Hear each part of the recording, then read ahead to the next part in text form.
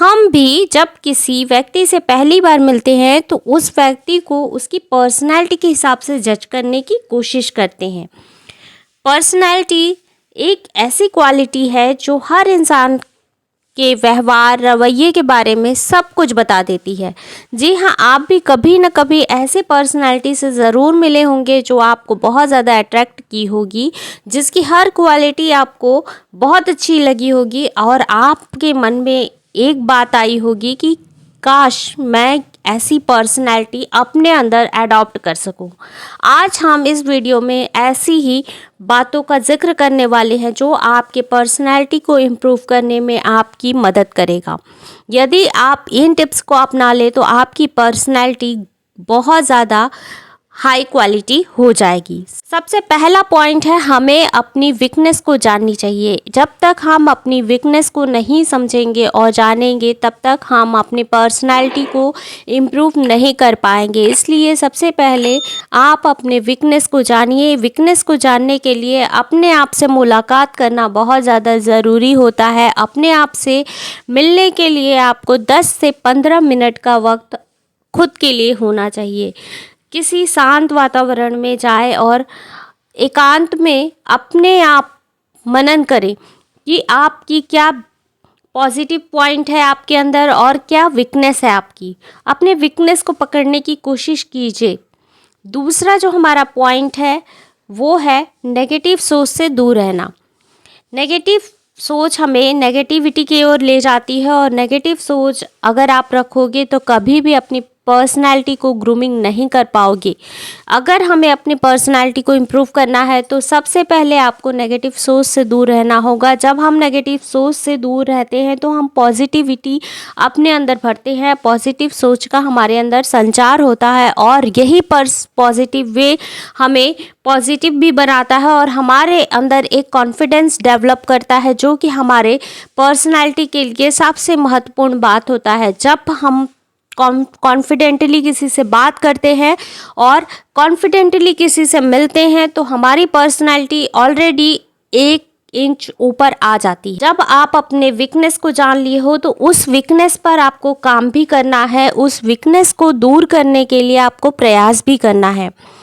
इसके लिए आपको पॉजिटिव अप्रोच रखना बहुत ज़्यादा ज़रूरी है। अपने वीकनेस को दूर करने के लिए जब आप अच्छा सोचोगे तभी अच्छा कर पाओगे। हमारा जो चौथा पॉइंट है वो है बी योर सेल्फ। अपने आप को एक्सेप्ट कीजिए, दिखावा बिल्कुल मत कीजिए। दिखावा जब हम करते हैं और दूसरों की तरह बनने का प्रयास करते हैं तो हम उसमें अपने आप को खो देते हैं और ना ही हमारी पर्सनैलिटी इस चक्कर में डेवलप हो पाती है और ना ही हमारी सोच डेवलप हो पाती है।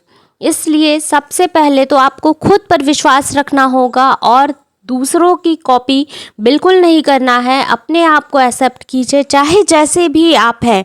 आप अपने आप को जब एक्सेप्ट कर लोगे तभी दूसरे भी आपको एक्सेप्ट करेंगे और आप अपने अंदर की खूबियों को भी जान पाओगे और दूसरे को भी बता पाओगे। जब तक हम खुद को ही नहीं जानेंगे और हम अपने आप को ही एक्सेप्ट नहीं करेंगे तब तक दूसरे हमको कैसे एक्सेप्ट करेंगे, आप खुद सोचिए।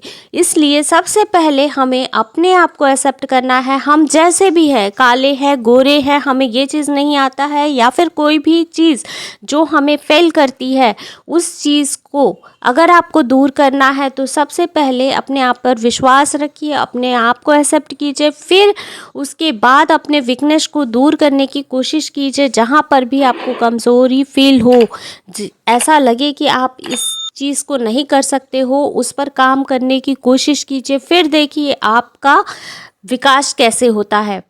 आपके सोच का भी विकास हो जाएगा और आपकी पर्सनैलिटी भी इम्प्रूव होगी। हमारा जो 5वां पॉइंट है वो है डेवलप योर इंटरेस्ट। अपने रुचि को डेवलप कीजिए। जिस चीज़ में आपकी हॉबी है उसे करने की कोशिश कीजिए और उससे और ज़्यादा इम्प्रूव करने की कोशिश कीजिए।